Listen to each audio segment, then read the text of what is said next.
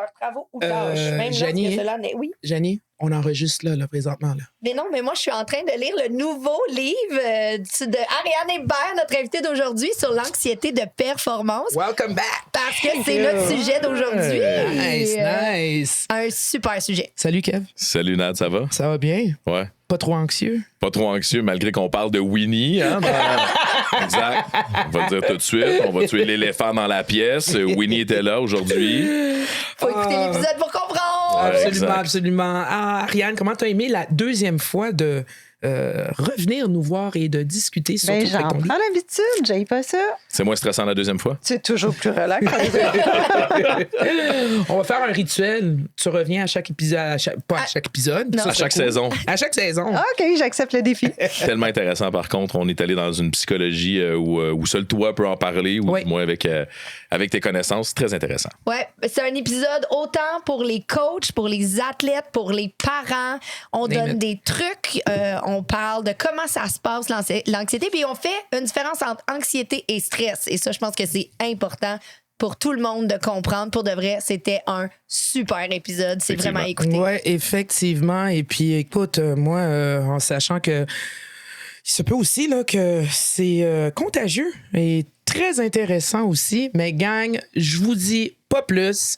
On est présentement à la 3e saison du Kick Cheer Podcast Le premier podcast de cheerleading francophone. au monde. Kick Célébration, ça s'en vient. Alors, à la fin, je vous donne quelques petits trucs à ne pas oublier pour Célébration. Et sur ce, bon épisode! Bon épisode. 5, 6, 7, 8.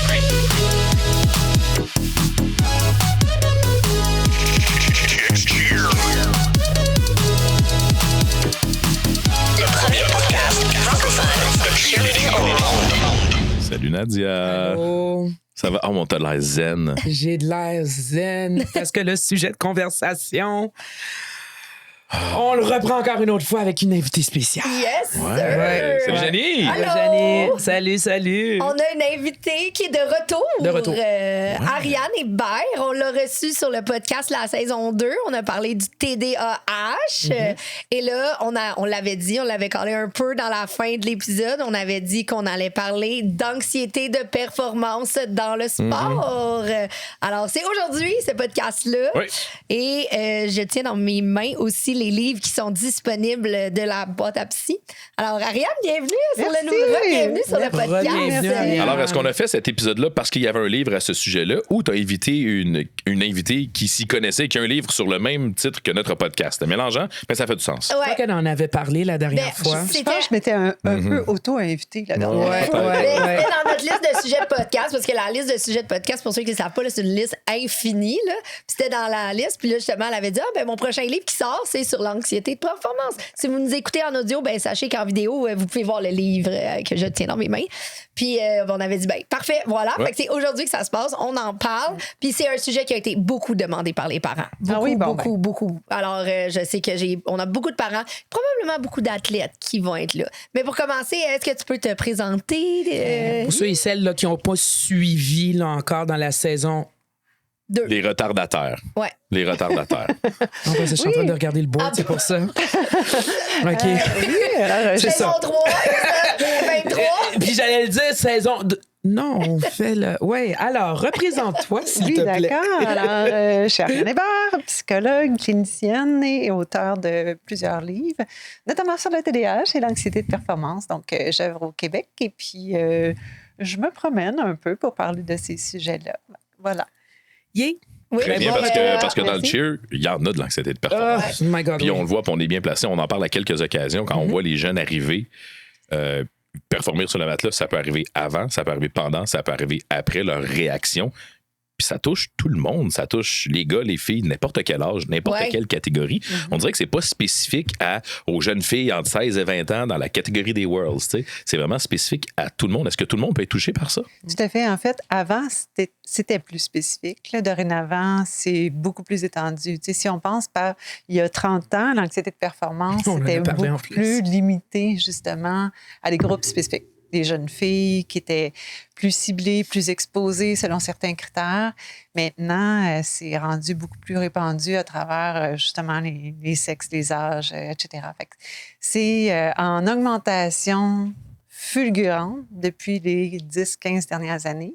Puis une association très facile à faire. Ben oui, c'est ça. Le pourquoi aussi, c'est les réseaux sociaux, ouais, c'est vraiment. Ben, les réseaux ça. sociaux, l'exposition aux images qu'on a, ben oui.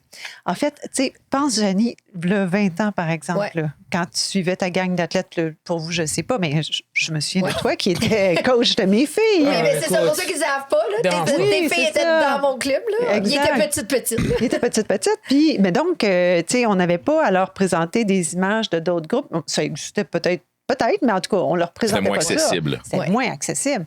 Dorénavant, peu importe ce que tu fais, tu as des comparaisons à l'infini. Puis évidemment, les algorithmes ne te présentent pas celui qui est poche ou celui qui tombe. Là. Non, c'est toujours fait que la monde belle des perfection. performances top là, que tu n'atteindras probablement jamais, ou en tout cas, peu importe. Là, mais fait que cette pression-là d'observer puis de connaître ce qui se fait puis ce que les autres sont capables, c'est sûr que ça, en soi, c'est une pression immense, mais aussi l'idée que à ton tour, tu vas pouvoir être exposé ou tu es à risque d'être exposé sur ces réseaux-là parce qu'il y a tout le temps quelqu'un qui fume en quelque part. Oui. Et donc, cette fenêtre-là qui est ouverte non plus sur ton petit groupe d'amis, mais sur le monde entier, c'est ça. Fait que le regard, la fragilité que tu peux avoir au regard des autres, ben là, encore une fois, c'est exponentiel, là. Fait que oui, c'est vraiment maintenant beaucoup plus problématique qu'il y a quelques années. Oui. Puis, si on parle de, mettons, justement, l'anxiété de performance, nous, en cheer, on en rit, là, mais je veux dire, souvent, on associe ça. On a quelques athlètes qui vont vomir avant, vomir après, vomir pendant, mais c'est pas juste vomir. Là. C'est quoi l'anxiété de performance, majoritairement en domaine sportif? Bien, en fait, là, déjà en partant, là, mettons une différence entre stress et anxiété. Là. Stress, c'est quand tu es dans une situation où la menace est là, elle est présente, c'est actuel. Okay. Tu es dans une compétition, le regard des autres est là. Là, tu es dans une situation stressante. T'sais, je m'en viens ici, par exemple, là, je suis sur une route enneigée, il y a des autos qui me coupent, je reçois de la neige dans mon rétroviseur, pas mon rétroviseur, mais je cherche le mot. Oui, merci. Mais dans le rétroviseur aussi, je te dirais. Partout. Partout dans l'auto. Bref, là, je vis une situation stressante parce que je suis en situation de danger. Mais si je suis assis chez moi et que je me dis, tantôt, il faut que je parte d'un coup qu'il y a de la neige sur la route, là, je suis en anxiété. Je suis en peur anticipative. Fait que je me projette dans une situation où ça pourrait être risqué. L'anxiété de performance, c'est pour ça qu'on appelle pas ça du stress de performance, bien souvent. Là. L'anxiété de performance, c'est qu'on craint que ça aille mal dans une situation où on va être évalué. OK? Fait que là, la menace n'est pas là. Tu es assis chez vous, tu es dans la coulisse, dans les coulisses avant la compétition. Donc, tu n'es pas en situation de danger actuel, mais tu t'imagines, tu te fais un scénario catastrophe dans ta tête, puis là, tu te mets à avoir les mêmes réactions physiologiques que si vraiment le danger était présent. Puis les réactions physiologiques, là, ça correspond en fait à des situations, pas à des situations, mais à des réactions corporelles qui vont te permettre de fuir ou de combattre. Si tu es réellement en présence d'un danger, puis ça nous vient de nos ancêtres, là. Si je raconte un ours dans la forêt, ouais, c'est ça, exact. Tu vas aller flatter l'ours. Oui, c'est ça. On va mettre un collier, donner un nom. Winnie. Mais donc, c'est ça, c'est les réactions corporelles qui vont me mobiliser pour que je puisse fuir ou combattre. Et puis, bon, le vomissement, notamment, là, c'est parce que quand tu es stressé, ton sang est redirigé vers les organes qui vont te permettre de fuir ou combattre, vers les grands muscles, vers les poumons, puis tout ça. Puis, donc, pendant que tu es en train de faire ça, tu n'as pas besoin de gérer. Là. Fait que le sang se retire de ton estomac, mais ça peut faire des contractions. OK. Fait que ça fait en sorte que mais tu sais, les papillons que tu sens dans ton estomac, c'est ça. C'est le sang qui manque dans ton estomac. Bon, ben, et quand ça fait des contractions, ben là, ça amène aussi des vomissements. OK. Ben, nous qui disions aux athlètes, respire, prends ton temps. Fallait juste leur dire, ramène le sang vers tes organes vitaux. Tu comprends? Fallait juste leur dire ça. Si on fait ça en respirant? En fait, oui, il y a des stratégies de relaxation qui peuvent bien fonctionner, mais l'affaire, c'est qu'il faut les maîtriser avant d'être dans une situation de stress. Parce que, tu sais, si tu dis à un athlète, respire, ben, il va super ventiler s'il est déjà stressé. Il faut qu'il maîtrise ces stratégies-là pour que ça soit bénéfique au moment X. Là. À partir. Est-ce qu'on a comme... Comment je peux dire ça? Est-ce que il y a des moyens que tu sois entraîneur? Bon, c'est sûr et certain qu'on voit ça parce qu'on a une pratique ici avec nos athlètes. Alors, c'est devant les entraîneurs ou même les parents. Y a-t-il une façon de prévenir ce genre de stress ou cette anxiété-là de performance déjà d'avance en sachant que tu as déjà vécu une première expérience. Tu as vécu une première expérience, un premier événement, une première compétition. Tu as subi ça, tu as eu des vomissements ou tu as eu des craintes avant la compé, peut-être pendant ou peut-être après. Est-ce qu'il y a moyen, en tant qu'entraîneur et en tant que parent, de se préparer pour éviter ça? Oui, en fait, il y en a des moyens. Bien, la première chose, là, c'est de donner l'information sur c'est quoi du stress puis dédramatiser la patente. Okay. Parce qu'en fait, là, on en veut quand même du stress. Le stress, bien dosé, ça nous rend plus performants. Mm-hmm. Ça nous rend plus vigilants, plus alertes, on est plus mobilisés. Okay. La seule affaire, c'est qu'il y a un seuil à ne pas dépasser. Au-delà de ce seuil-là, là, c'est l'inverse qui se produit. Tu deviens contre-productif. Tu deviens en état de gel, tu deviens en état de choc, entre guillemets. Tu as des oublis, là, peut-être. Oui, c'est ça. Exact. Oui, c'est ça. Ça, c'est une autre réaction qu'on a, qui est innée. C'est soit tu fiches, tu fight, front, freeze. C'est ça. C'est là. Exact. Fait que, ouais, c'est ça. Fait que, mais bref, on en veut quand même du stress. Fait que l'idée, c'est pas d'annuler complètement toute forme de stress. Okay. C'est juste de parvenir à bien le canaliser puis que ça soit bien dosé. Puis une des stratégies, notamment, c'est de se préparer mentalement parce que on peut truquer notre cerveau. Quand on imagine une situation, ben, notamment l'anxiété, c'est ça. Hein, on imagine que ça va mal aller. On a les mêmes réactions corporelles que si ça allait mal réellement. Fait que tu peux être assis sur ta chaise, dans ton bureau, puis t'imaginer que ça va mal, puis tu vas te mettre à avoir des réactions physiologiques parce que le cerveau ne fait pas la différence entre le réel et l'imaginé. OK. Ça, la projection, souvent, c'est des idées qu'on se fait et qu'à 99% du temps, ça n'arrive jamais. Ça n'arrive jamais. Mais tu peux faire l'inverse aussi. Donc, tu peux t'imaginer que les choses vont très bien pour toi. Donc, la visualisation, oui. L'imagination, puis tu revoir tes séquences, tes routines dans ton esprit. Premièrement, ça va ancrer réellement tes mouvements, comme si tu les pratiquais, parce qu'encore une fois, ton cerveau va activer les mêmes réseaux neuronaux que si tu faisais réellement le mouvement. Fait que tu peux te pratiquer sans bouger. Mais aussi, ça habitue ton cerveau à accéder à une image de réussite, puis une image où ça se passe bien. Puis il va finir par y croire. Fait que ça prend de la pratique en imagination comme ça.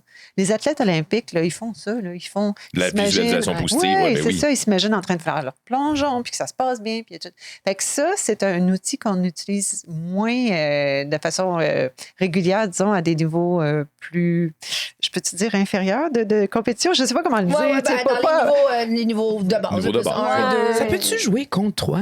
Comme exemple. Je prends un exemple. Vas-y. OK, je ferme mes yeux, je visualise. Puis là, je visualise vraiment que je suis comme Simone Biles. Mais je sais que je suis pas comme elle. Tu sais, je le sais, là. Ouais. Mais écoute, j'ai vraiment tout. Puis je me vois, là, faire le grand écart et tout. Puis un double backflip en sachant que je ne suis pas capable physiquement de le faire. Est-ce que c'est ça? Est-ce que c'est quelque chose qui peut pas être néfaste, là, mais... Te donner trop de confiance? Tu sais, trop, vraiment, là, un peu. Trop, c'est comme passer dans ce cas-là. Tu sais, c'est ça, là. Écoute, en fait, là, tu sais, mettons, dans les neurosciences, là, on dit fake it until you make it. Pas juste dans les neurosciences. On dit ça en cheer! Écoute, sérieusement, là, je me pense, là, vraiment, là, à faire un double backflip. Non, mais un jour, je vais le faire. moi, je dis ça à mes athlètes constamment, le fake it until you make it, là, parce que, mettons, surtout en début d'année, ou quand ils performent, là, mettons, ils font une routine, puis là, je leur dis, je veux que tu performes comme si t'es une championne du monde, là, comme...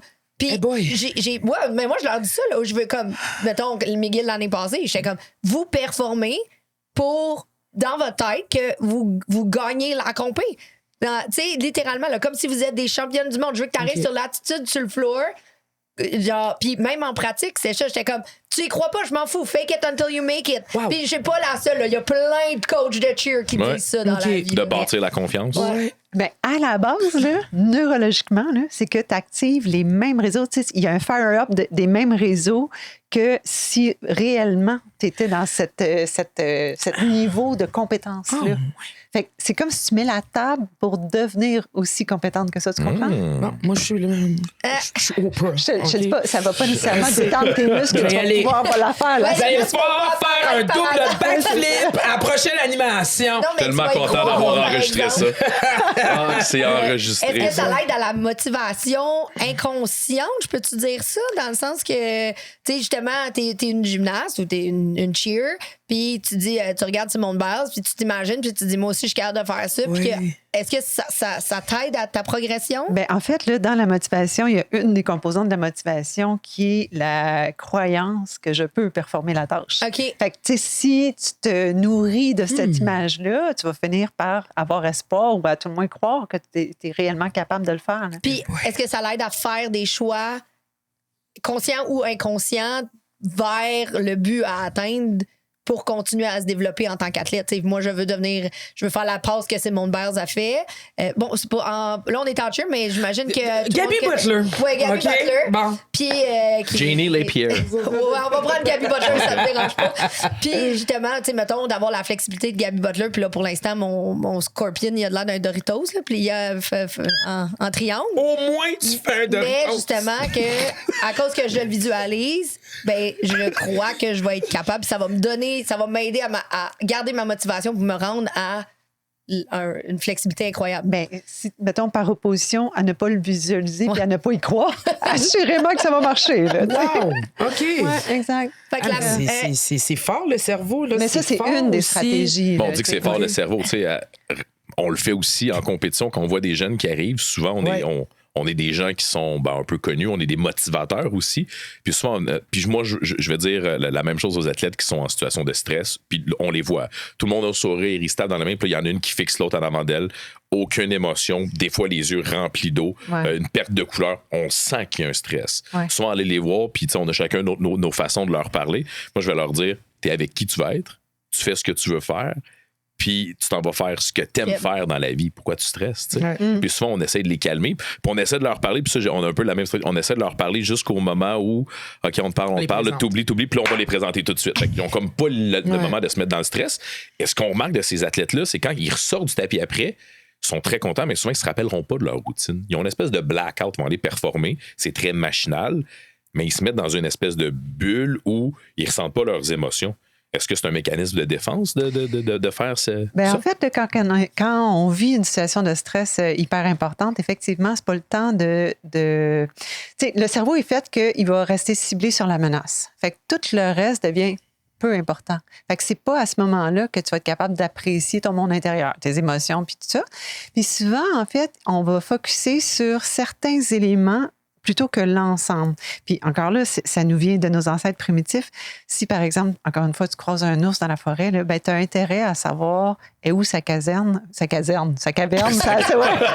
pas même Un ours affaire. pompier, tu sais. Ouais, c'est ça. C'est ça, léger détail. Tu as intérêt à savoir où il se loge pour pas repasser devant une autre fois. Fait que, tu sais, tu vas porter attention à des détails qui, après coup, tu ne seras pas capable de reconstruire l'ensemble de ton épisode, mais tu vas être capable de dire « Hey, je me souviens qu'il y a un sapin vert. » Ouais, c'est ça. Ça va t'aider. Ça va... Où la caverne? Mais bref, c'est ça. Fait que si on demande comment ça a été le déroulement de ta routine, probablement que c'est gris, c'est confus, c'est un brouillard mental. Oui. Mais si on les questionnait, ils ont peut-être des souvenirs précis de « Je me souviens que ce rolling shoe-là, il a sauté devant mes yeux à tel moment. » Ou, tu sais, des détails qui semblent anodins a posteriori. Ouais. Là, tu sais. Ouais, c'est ça. Fait que oui, c'est un autre principe physiologique ou psychologique lié au stress. Vu du fait qu'on pratique un sport qui est un sport d'équipe, ça peut arriver d'avoir de l'anxiété pour quelqu'un d'autre dans l'équipe? L'anxiété de performance, mais pour quelqu'un d'autre, en sachant, encore, je m'explique, je suis side base, je sais que celle avec qui que je fais mon stunt, écoute, soit qu'elle oublie un compte, soit qu'elle est, tu sais, on l'a une fois sur deux. Tu sais, veut pas. Puis boum, arrivé à la performance, même si j'ai beau parler aux entraîneurs, même si j'ai beau dire que me semble que ça va pas fonctionner, ben l'entraîneur est vraiment sûr. Fake it until you make it. OK. Et puis là, t'arrives, puis tu te rentres dans ta zone, mais pas pour toi personnellement. Parce que du fait que, là, je parle que c'est une side base, ça peut être la voltige aussi. Tu sais qu'une fois sur deux, tu manges son pied. Que ce soit sur le nez, que ce soit partout, tu te fais mal. Fait que, est-ce qu'on peut avoir une anxiété de performance, mais pas à cause de moi, là, à cause d'une autre personne? Tu sais, l'exemple que tu me donnes, c'est sûr que la performance de l'équipe va être atteinte par cette personne-là qui est malhabile, par exemple. Fait que c'est comme ça, par ricochet, que ça va venir affecter l'individu. Si tu es assis dans les estrades, puis que c'est pas ton équipe, puis ça se passe, tu seras jamais anxieuse pour l'autre. Là, non. Avant, là. Fait que, tu sais, c'est en quelque part, son expérience à elle te rattrape dans ton expérience à toi d'équipe. Là, tu comprends? Fait que c'est ça qui fait que tu vis de l'anxiété de performance, qui est peut-être pas par rapport à ta capacité à toi, mais la capacité de ton équipe dans laquelle tu évolues et rayonnes. Ouais. Ben justement, ça m'amène à amener. Ça t'amène à amener. Ça t'amène à amener. On amène. En tant qu'entraîneur, on a, mettons, une vingtaine, une trentaine d'athlètes qui réagissent tous pas égal au stress et qui ont tous pas le même niveau d'anxiété de performance. Comment est-ce qu'on prépare? T'as-tu des trucs à donner aux entraîneurs justement pour essayer de préparer tous les athlètes de façon individuelle? Oui, c'est ça. Tous les athlètes de façon individuelle pour que tout le monde arrive avant la performance avec un aplomb, mettons, pour performer? C'est sûr que, tu sais, règle générale, là, dans la population, le message qu'on véhicule beaucoup, c'est cibler sur l'expérience plutôt que le résultat. Et là, vous êtes quand même dans une situation différente parce que le résultat est important dans votre cas parce que, bon, en fait, vous allez en compétition certainement pas juste pour vivre le trip d'aller en compétition. Tu sais, je veux dire, il y a un désir de gagner. Puis en même temps, tu sais, c'est pas... Ben, ça en fait partie, je pense, le trip de vivre la compétition, mais on cherche à aller obtenir à gagner. Aussi, à gagner. Puis des fois, il y a des petits enjeux, les qualifications de championnat du monde. Exact. Exact. Fait que ça serait illusoire de penser qu'on peut dire, ben, gars, tu sais, no stress, puis have fun. Puis, non, c'est pas de même. Puis la vie, c'est pas toujours ça non plus. Non. Mais par contre, en ciblant, encore une fois, tu sais, miser sur l'acquisition d'une routine, par exemple, ou miser sur la progression dans tel mouvement ou dans tel... je manque de vocabulaire parce que moi, le cheers... Oui, c'est ça. Plutôt que de dire, ben il faut gagner à tout prix, ça, déjà, on peut arriver au même but, mais en retournant, en passant par un objectif un peu différent qui vient alléger le... Contrôler les attentes. Oui, le big picture. Exact. Puis, tu sais, il y a des fragilités personnelles. Tous les athlètes ne sont pas anxieux à la même intensité, dépendamment de où ils viennent, c'est quoi leur parcours. Puis bon, il y a un instant génétique qui a été... Oui, exact. Tu sais, j'en ai une, là, pour de vrai, là. Écoute, elle vient me voir, là. Elle dit, Nadia, je suis correcte. J'ai juste envie de vomir avant. OK? Elle le sait, là. Puis la poubelle est là. Oui, il y en a qui se préparent. Il y en a vraiment qui se préparent. Ils savent. Ça va côté, ils vont se donner les cheveux, ils attendent 2 minutes. Et puis ils sont focus, puis ils sont capables de faire la routine jusqu'à la fin.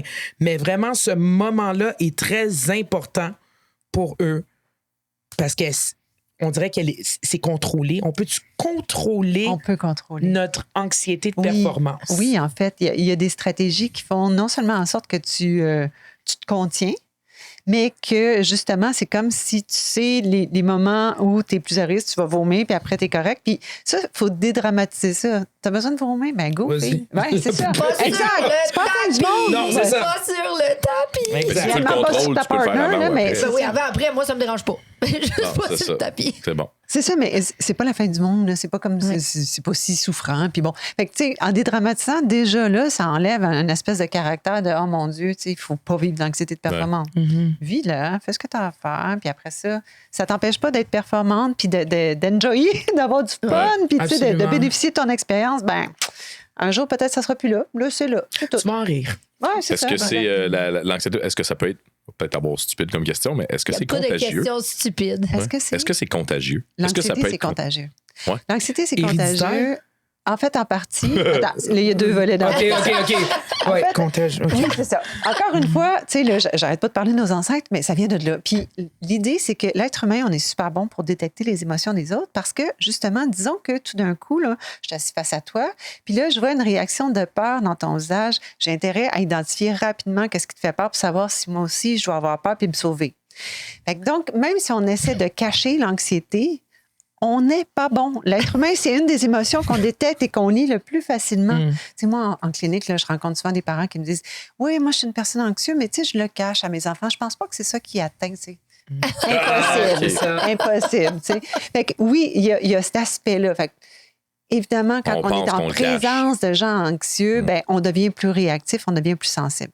Maintenant, est-ce que c'est génétique? En partie. Tu sais, il y a des troubles comme, par exemple, le TDAH, dont on a parlé l'autre fois, c'est hyper génétique. Tu as un parent TDAH, 85 de chance, voire plus, d'avoir un enfant TDAH. L'anxiété, c'est une combinaison de gènes qui fait en sorte que, oui, c'est plus probable, mais c'est surtout souvent appris. Tu sais, quand tu évolues avec des parents anxieux, ben tu vois leurs réactions, tu es modélisé par leurs réactions, tu es contaminé par, tu sais, sans t'en rendre compte par les neurones miroirs puis tout ça. Fait que là, c'est là que ça fait que souvent, dans la même famille, on va retrouver plusieurs petits anxieux. OK. Wow. Puis là, tu sais, genre, moi, je reviens tout le temps aux entraîneurs, mais je veux dire, les parents Sure. aussi ont un rôle là-dedans. Quand on est sorti de la COVID, puis tu sais, nous, on associe ça beaucoup au vomissement parce que ça a été un sujet récurrent, hein, cheer. Surtout, ben, en Vomi. sortant- Un désagrément. Ben, on en Ouais. parle souvent pendant qu'on change les tapis dans les compétitions. Là, on discute un Mais peu de ça. Je tiens à dire, c'est qu'à un moment donné, c'était devenu une normalité où est-ce que les coachs disaient, ben, au pire, tu vas vomir sur le tapis. Pour de vrai, Ah, OK? Et là, à un moment donné, à Pouce une à bout, célébration, quand il a fallu changer le tapis 8-9 fois, là, à un moment donné, on a dit, là, il va falloir ça passer le suffit. message que c'est pas correct là, de vomir sur le tapis. Puis à partir du moment qu'on a sérieusement adressé la situation, en un an, il y a eu un chiffre Drastique. ouais, drastique. Ouais, mais t'as mis des Puis- pénalités. Là. Ben, j'ai compris, mais je pense qu'en mettant des pénalités, parce que pour ceux qui ne le savent pas, à Kicks, c'est Oui. une politique Kicks. Là. Exact. Mais en mettant, moi, le message que je voulais dire, c'est aux entraîneurs, c'est préparez vos athlètes. On dirait que les coachs ne préparaient plus leurs Non, athlètes. c'est ça. Fait que clairement qu'il y a des moyens puis qu'on doit en parler plus avec nos athlètes. Ouais. Fait que, puis est-ce qu'on devrait parler de ça, des situations où à trouver des trucs en tant qu'équipe à partir de n'importe quel âge? Parce que je veux dire, à fait. c'était. Puis en fait, là, tu sais, justement, mettons, en termes de prévention, là, il peut y avoir des petits rituels de centration, de focus avant d'entrer, par exemple, en compétition. Tu sais, ce que vous dites que vous faites, là, vous allez voir les athlètes, puis là, on leur parle jusqu'à temps, go, on est rendu à les présenter. Dans le fond, vous les sortez de leur tête. Là. Tu sais, Ouais, fait que vous amenez leur attention ailleurs que sur les sensations physiques, puis la crainte, puis l'anticipation.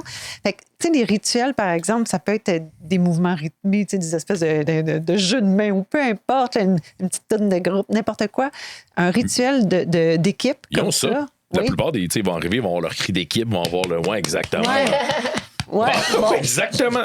Ben, ça, c'est super. Ça peut aider en partie, là, à Ouais. tout le moins. Là. Puis, effectivement, comme je disais, tu sais, apprendre à respirer quand tu es en pleine crise d'anxiété, c'est pas bon. Avant. C'est ça. Fait qu'apprendre Oh my à God. maîtriser ces stratégies-là pour te ramener un peu à un niveau de calme, c'est une fichue bonne idée. Puis ça, ben, ça se pratique autant avec les parents qu'avec les entraîneurs. Là. Ouais, c'est Mais clair. c'est ça. Il faut que Ouais. ça soit bien ancré avant d'être utile. Quand on est en situation de voir quelqu'un qui est en anxiété avant une compétition où on le remarque, est-ce qu'il y a des comportements que nous, en tant que quelqu'un qui veut aider, que ce soit un animateur, que ce soit un coach, un coéquipier, qu'on doit éviter? De banaliser la chose? Est-ce qu'il y a certaines choses qu'on doit éviter pour En aider fait, la personne? là, j'irais plus à l'inverse. Ce qu'il faut absolument faire, c'est reconnaître. Tu sais, tout le monde a besoin d'être vu et entendu dans son émotion. Puis ça, juste en soi, ça vient... traduction de fou. Ça vient alléger le sentiment. Ça vient oui, ça vient, c'est ça, exact. Fait que, tu sais, Normaliser la situation? banaliser, Ouais. tu peux le faire, mais commencer par dire, hey, je le vois que c'est pas facile pour toi, je te sens anxieux, je te sens très réactif, mais you know what?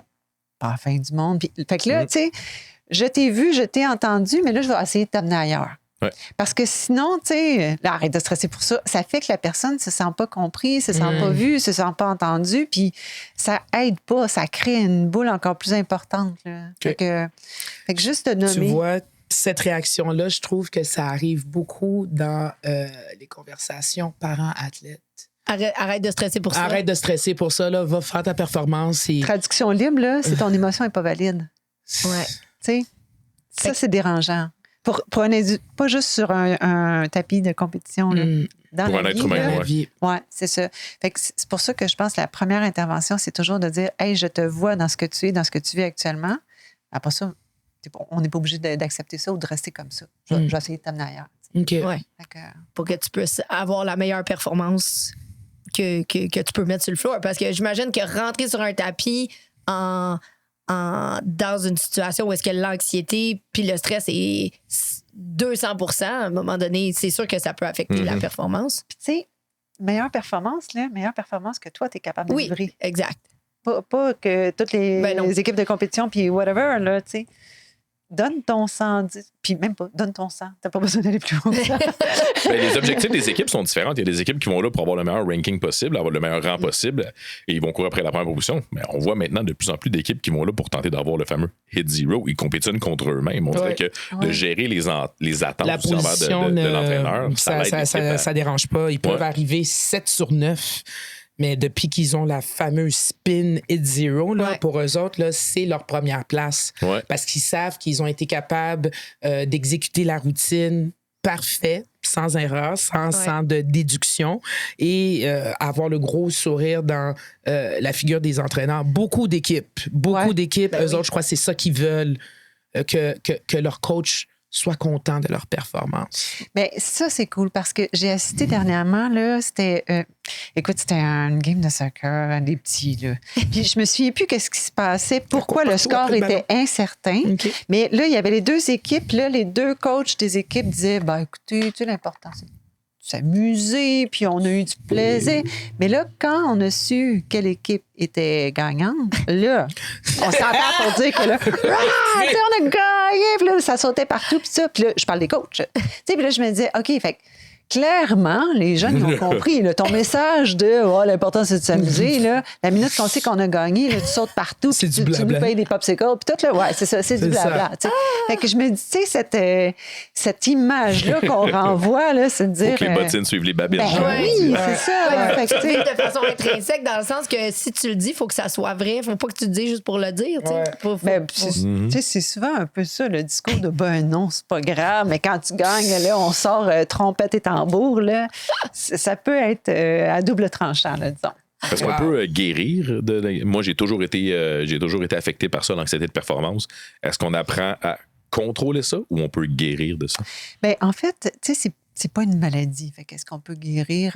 On peut Est-ce qu'on peut apprendre- l'éliminer totalement? On peut vraiment surpasser, disons, notre anxiété de performance, puis on peut S'accepter. vivre les événements de façon beaucoup plus sereine.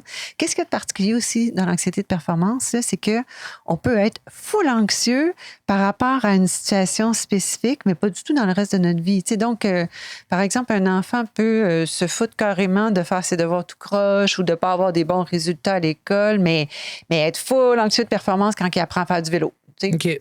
Fait que ça peut être justement très, très ciblé. Fait que une des façons, justement, de surmonter ça, c'est en développant son estime et sa confiance en soi. Parce que si Ça je semble sens si que j'ai simple. de la valeur... Ben oui, hein? Ouais. c'est- Tellement on- facile à c'est dire, ça. mais Fait pas que facile dites ça à vos à faire. coachs. J'avais juste à développer une estime facile, voyons. Mais effectivement, si tu as l'impression que ta valeur personnelle n'est pas sujette à altération face à tes performances ou que tu es bien ancré comme personne puis que peu importe ce que la vie va envoyer dans ta direction, tu es capable d'y faire face, ben nécessairement, tu vas être moins anxieux de performance. Là. Fait que, ça vient dans un tout. Fait qu'il y en a qui peuvent juste être Wow. anxieux pour le cheer, mais que pour le reste. Il y en a qui peuvent être anxieux juste pour certains moves. Même. Ah oui, Ça va OK. jusque-là, là, tu sais. Ouais. Fait que c'est Ah ça. oui, c'est- celui c'est que pas t'es pas nécessairement capable de généralisé. faire, là. Ton flic ou ton stunt ou. Mon double back. La prochaine Je te compétition. dis, là, je ferme mes yeux, là. Elle le visualise. Je le vois, là. Ben, je vais le voir avec toi, je vais t'aider. Je tiens à Attends. dire que c'est mon de base, c'est double layout avec un c'est demi-tour, ça. mais bon. Hey, peux-tu aller étape par étape? OK? Contrôler dire mon aussi- anxiété. C'est relativement nouveau aussi comme phénomène. Encore une fois, Ouais. tu sais, souvenez-vous d'avoir entendu parler de ça il y a 30 ans? Ben non, Très peu. ben Mais même quand je Très coachais peu. tes filles, je veux Ben dire, non. on parlait pas de ça. Ben là. non. Tu sais, oui, les réseaux sociaux, ils sont pour quelque chose, mais notre société aussi, en ce sens où maintenant, on cherche à éviter le déplaisir aux enfants. hein. On dit les réseaux sociaux, on en parlait un peu plus tôt. On en voit qui arrivent puis qui ont des U6, U8, là, qui sont jeunes puis qui ont ça. Sont jeunes. Tout à fait. C'est-tu les réseaux sociaux? Est-ce que c'est d'autres facteurs? Qu'est-ce qui va faire qu'on a de l'anxiété de performance à un jeune âge comme ça? Tu sais, les attentes de la société puis les parents en soi, là, la parentalité, être parent en 2025, c'est plus comme être C'est parent non, pas du en tout. 1995. Parce Non. qu'on a des grands frères, grandes sœurs qui ont déjà été dans des équipes Worlds. Moi, je suis jeune, je vois ça, puis je sens que je dois aussi performer Non. comme eux. C'est En fait, c'est ça. Il y a beaucoup Ça a de beaucoup changé. gestion des émotions qui n'est plus disons, enseigné de façon systématique ou c'est moins naturel maintenant parce que on est beaucoup dans l'évitement du déplaisir à nos enfants. On cherche à les protéger, on cherche à en faire des petits êtres évolués parfaits, mais ce faisant, on les place un petit peu dans de la ouate. Ouais. Fait que, tu sais, confronter l'adversité, ne pas être certain de ce qui s'en vient, se retourner sur une scène, c'est quelque chose qui développe beaucoup moins qu'antérieurement. C'est-tu à cause de... Parce que tu viens tout juste de dire ça, là, c'est une grosse différence. Écoute, tu sais, je veux pas... Moi, je suis parent de jeunes enfants, je vois vraiment la nouvelle relève. Me semble qu'à l'âge de 6 ans, mes filles ont 7 ans, me semble que moi, à l'âge de 7 ans, là, c'était même pas parler, c'était même pas savoir, tu sais, c'est quoi tes feelings, c'est... On va le faire. OK? C'est... Puis... Arrête de pleurer, tu t'en rappelleras plus le jour de tes noces. Il y a ça aussi. Ouais. Tu t'en souviens Oui, pas on le jour de était toi, ouais. anxieux. Oui, je me rappelle peut-être que j'avais des performances où est-ce que j'étais comme OK, tu sais. Mais il me semble que là, présentement, ma question, c'est le fait que je fais partie de l'autre génération avant. Et là, maintenant, tu as toute cette nouvelle génération-là. Fait que c'est comme si que j'ai 2 générations qui crashent, là. J'ai mon ancienne version qui dit, en tout cas, moi, quand mes parents étaient en train de me parler, ah oui, fais-le. Ouais. Mais en même temps, là, c'est moi là, qui est le parent mauvais parce que je prends pas le temps d'écouter et tout. Mais en même temps, je me dis, il me semble que c'est ça que tu as besoin, man, juste pour te... C'est ça. Tu sais, je suis pas traumatisée. Il me semble que, tu sais, ma vie d'adulte est correcte, là, présentement. Là, on vit dans le déni, Nadia. On vit dans le déni, Nadia. Je le sais. Mais comme tu as dit, les enfants de nos jours, il me semble qu'on les couvre tellement que c'est plus difficile de voir que... Oui. Ben, en fait, là, il y a un juste milieu à atteindre. Mettons, c'est ça. Mettons, repense à toi, là, jeune, puis si tes parents t'avaient accueilli dans ton émotion, mais t'aurais dit, OK, là, maintenant, je vois, j'entends ce que tu vis, mais là, tu y vas pareil. Ouais. Ben, ça, c'est le meilleur des deux mondes, en fait. OK. Parce que l'idée, c'est de dire, OK, tu sais, c'est ça. C'est d'accueillir l'enfant, mais c'est pas parce que tu vis cette émotion-là que je reconnais cette émotion-là en toi que je vais faire en sorte de te l'enlever. C'est pas ma charge, c'est ton émotion à toi. Ouais. Fait que, tu sais, je vais t'aider là-dedans, mais après ça, il faut que tu la vis, il faut que tu rencontres l'adversité, il faut que tu sentes que rien ne va plus. Il faut que tu touches le bas fond pour savoir comment t'en tirer que tu peux après. en sortir, oui. Ben oui, c'est ça, l'évolution, la progression. Est-ce qu'on couvre plus nos jeunes parce qu'il y a plus de dangers? On parlait des réseaux sociaux, c'est plus accessible. Ben oui. Est-ce qu'on couvre plus nos jeunes aujourd'hui pour les protège plus parce que les dangers sont... Il y en a plus? Il y a tellement de facteurs explicatifs, mais tu sais, les réseaux sociaux, là, les parents aussi sont soumis à cette pression-là. Loin de moi l'idée de lancer la pierre envers eux. Tu sais, oui, je pense que maintenant, on couvre beaucoup, mais eux aussi, ils ont la comparaison, ils ont les informations de c'est quoi être un bon parent, puis ils s'y perdent, puis ils se laissent influencer par le... Fait que ça devient difficile, éventuellement, là, de... Ça, je peux te le confirmer. Vraiment, là. Puis, tu sais, je partage un peu mon côté comme... Moi, mes enfants, peu importe qu'est-ce que tu fais, sérieusement, là, tu sais, peu importe la place, oui, l'important, c'est de participer et tout. Mais je te dirais, là, pour de vrai, là, tu sais, il y a des fois, là, quand tu vois d'autres enfants de leur même âge et tout, puis une toute petite coche plus haute performance, fait que pendant 2 secondes, je me pose la question pour dire pourquoi elle, ça fonctionne, puis pas toi, OK? T'as vraiment cet aspect-là, mais tu sais, c'est pas c'est bon que tu dis ça, Nadia, parce que tu le dis dans ta tête. Ah, je le dis. Tu le dis présentement, combien de parents doivent se dire ça sans le verbaliser? Je le dis ouvertement, là, pour de vrai, là. Oui, ça m'arrive aussi. Ça arrive à tout le monde. Ça arrive à tout le monde. Tu sais, je veux pas dire c'est quoi la solution, mais tu sais, des fois, c'est tough. Tu sais, des fois, tu te dis, il me semble que t'es correct, tu leur donnes vraiment exactement le même aspect, tu donnes le meilleur d'eux-mêmes, mais arriver en compétition, arriver quoi que ce soit, t'es comme, mais coudonc, qu'est-ce que tu fais de plus que moi, je fais pas? T'sais? Oui, exact. Mais puis c'est important justement de normaliser ces réflexions-là parce que tout le monde les a. On ne veut pas le dire à voix haute, par contre. Ben non, puis on ne veut pas le dire devant l'enfant non plus. Non. C'est vrai, En tant que absolument. tel, tes C'est filles correct, sont je rendues à pense pas 7 que la fille ans. à Sept Nadia, ans. elle écoute notre Tes filles sont rendues à podcast. 7 ans, ton gars est rendu à... Peut-être. Oui, 7 ans. parce que quand je conduis, Ouais. elles en sont en arrière, puis ils écoutent, puis ils sont comme maman, Allô, la radio. Fait que tes filles sont rendues à 7 ans, ton 7 gars. ans. 16 ans le mois prochain. Fait que beau que ça fait 16 ans que t'es parent, Ouais. c'est quand même la première fois que t'es une mère de 2 enfants de 7 ans puis d'un garçon, tu sais, Ouais. à cette étape-là, puis tu dois gérer ça avec eux. T'as pas l'expérience non plus en tant que parent, puis moi non plus, puis tu sais, les parents, quand on vit ça, c'est nos premières fois, nous aussi, à gérer Ouais. ça. Tu sais. Ouais, exact. Fait qu'on doit manœuvrer là-dedans. là. Mais l'admettre là, pour de vrai, puis en plus, tu sais, en plein podcast aussi, tu sais, il me semble que tu sais, tu veux garder peut-être tu sais, des petites affaires pour toi, mais non, tu sais, je m'assume. Pas Tu sais, mal je me sûr dis qu'il y a comme... Merci de plein t'ouvrir, parents Nadia. qui peuvent relate. J'ai pas besoin de te laisser une carte, ça va. Mais par contre, On prendrait le livre. Le livre, c'est quelque chose que le temps des fêtes arrive. Ouais. Hey, oui, Exact. hein, pour de vrai. Ben, le temps des je veux fêtes dire, est passé, est-ce que Nadia. Le livre, il s'adresse. Le Ben, qu'est-ce que tu dis? Elle dit le temps des fêtes arrive. Non, le temps des fêtes est passé. Ah oui, Nadia. il est passé, c'est vrai. C'est vrai. Parce qu'on est en février, là. Je m'assume. La plupart des Voilà, choses qu'on c'est a pas un parlé, livre qu'on j'imagine. peut donner juste dans Ouais. le temps des fêtes, j'imagine. Est-ce que c'est pour les enfants, c'est pour les parents, c'est pour tout le monde? C'est- Les parents et intervenants, en fait. OK, OK, Eux parfait. œuvrent auprès d'enfants anxieux. OK, D'accord, cool. oui. Puis, justement, mettons, qu'est-ce qu'on retrouve en général dans le livre qu'on n'a pas parlé encore? Plusieurs Ouais, mais beaucoup de stratégies. choses, là, parce que Ouais, c'est quand même ça. pas pire livre. C'est là. épais. Oui, exact. En fait, tu sais, le livre débute par les explications, là, l'anxiété de performance, d'où ça vient, mais après, c'est que des trucs et des stratégies pour prévenir ou remédier si c'est déjà installé. Là. Ah OK. ouais, Ouais, OK, cool. exact. Hey, c'est super cool pour vrai. Je veux dire, en plus, il y a plein de petites images cute. Là. C'est vraiment... Tous les livres sont comme ça. Friendly user. Fait que, ben oui, c'est ça. Fait Ouais. que... En vente dans tous les bons libraires. Ah, je suis rendue à 15. À 15 Ouais. livres? Fait que tout sous... My God, t'écris beaucoup. Oui, quand même. Bon. Je suis anxieuse. Hey, ça va bien aller, inquiète-toi pas. Fais-toi confiance. Mais qu'est-ce qui t'a amené à écrire ce livre-là? Mais en fait, j'avais écrit l'anxiété, tout court. OK. Puis là, à un moment donné, je me suis rendu compte que anxiété de performance, c'était vraiment Niché. nécessaire. C'est plus niché peut-être, Ouais. mais le livre Anxiété couvrait pas assez profondément cet aspect-là. Puis OK. c'est vraiment une problématique que je vois Oui, c'est pas juste en Vraiment. cheer, là. Tu sais, Non, on non, parlait non, du ben cheer, non, mais non, je C'est sais... la vie de non. tous les jours. Là. Oui, vraiment. Les consultations en clinique, on en a beaucoup qui sont orientées vers ça, là, en fait. Là. Fait que là, je me suis dit, ouais, il y aurait de quoi à faire là, à ce niveau-là là, pour un peu éduquer, mais outiller aussi. Fait qu'on peut aider cliniquement là, avec l'anxiété de performance. Il y a des gens qui, c'est vraiment un gros problème, peuvent communiquer avec toi pour avoir un soutien. Certainement. Ouais. Mm. Puis, oui. Voilà. puis, tu sais, moi, je trouvais ça tellement important de parler de ça.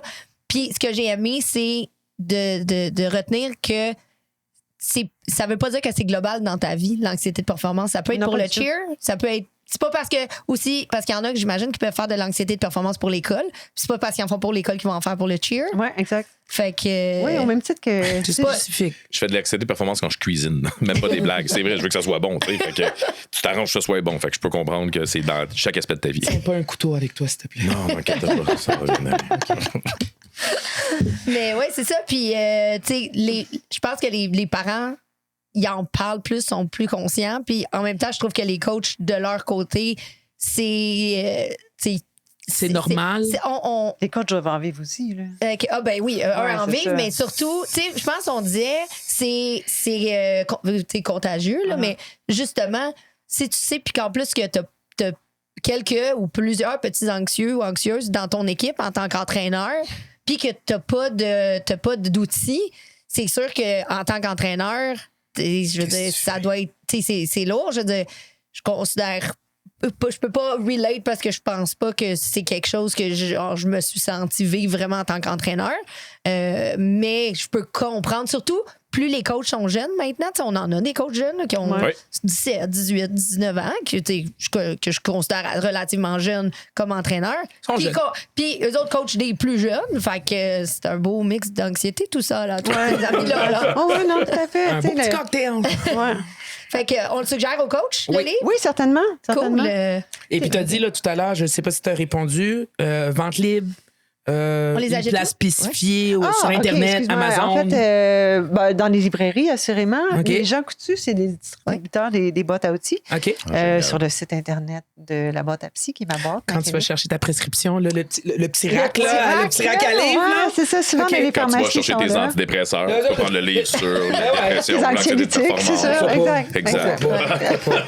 Ah, cool. Ah, ben, tu sais quoi, avant de finir, là, tu sais, on parle de. Là, tu viens de parler de médicaments, mais l'anxiété, ça se calme-tu avec de la médication ou plus on travaille sur notre cerveau et Ben, notre, en fait, notre personne? la médication, ça vient en support aux stratégies comportementales puis cognitives. Là, OK. ouais, c'est ça. Fait que, puis c'est très rare qu'on va donner la médication pour les jeunes.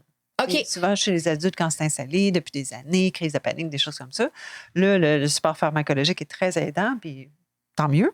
Mais chez les jeunes, c'est pas l'intervention de première attention. Là. On essaie d'autres Va choses. jouer. Là. Comme, va jouer dehors. Ben, oui, mais en fait, là, justement, là, tu sais, l'hygiène de vie à la base, là, Oui. tu sais, si tu passes 6 heures par jour sur tes écrans, puis tu dors moyennement bien, puis que tu bouges pas, on va commencer par ça. Va jouer dehors. Oui, c'est Tu ça, manges parce pas que les bien, hormones tu dors, naturelles là, vont faire Ah. en sorte que ton anxiété va diminuer. On va me Fait faire que, un bonhomme ouais. de neige, là, Ouais. s'il te plaît. Ouais, mais maman, on est au mois de juillet. Non. Qu'est-ce que. Pas grimper dans un arbre. Ouais. Et là, les coachs vont dire non, c'est trop dangereux. Je sais, parce que j'ai dit ça, puis je me suis dit, Johnny, en tant que coach, tu dirais fais pas ça, mais. Non, ouais. T'es plus coach. ça. Ah là là. Fait que, Hey, écoute, merci, Ariane. Merci. Encore une fois, je suis certaine que cet épisode-là va résonner auprès Elle a fait partie de... du top 3? Hein? Elle a fait partie du top 3? Oui, dans la saison 2. Ah, ben le Puis- défi, c'est là, on donne dans Oui, exactement. Puis, Ben, 15 livres, fait que j'imagine qu'on va te revoir encore 13 autres fois. sur oui, le- c'est en ça. studio. On a Exact. encore Hey, du la contenu. dernière fois, j'avais plugué celle-là, fait que là, je plug ma prochaine. Oui, OK, vas-y. Oui, Vas-y. c'est quoi le Celui qui prochain? sort au printemps, OK. c'est Estime de soi. Oh, wow! Un La autre sujet. continuité. Saison 4! La Un autre continuité. sujet. C'est ça. Tellement ben, important, oui, effectivement. parfait. Saison 4, on va parler de l'estime de soi. On a une bonne Que j'ai discipline. coécrit avec Emma, Avec Emma. ton athlète, ton ancien athlète. Ouais. Et- On a mais une- on les a athlètes, une, c'est rendu qui sont... Des invités au Kicksteer podcast. Ok, ben- Peut-être éventuellement. Hein? Ben oui, hein, pour revenir elle aussi sur le podcast. Certainement, elle serait contente. Mais, là, oui, mais en plus, tu sais, on en parle, mais on a fait le podcast sur le TDAH. Je suis sortie du podcast en disant il faut que cette information-là soit plus large.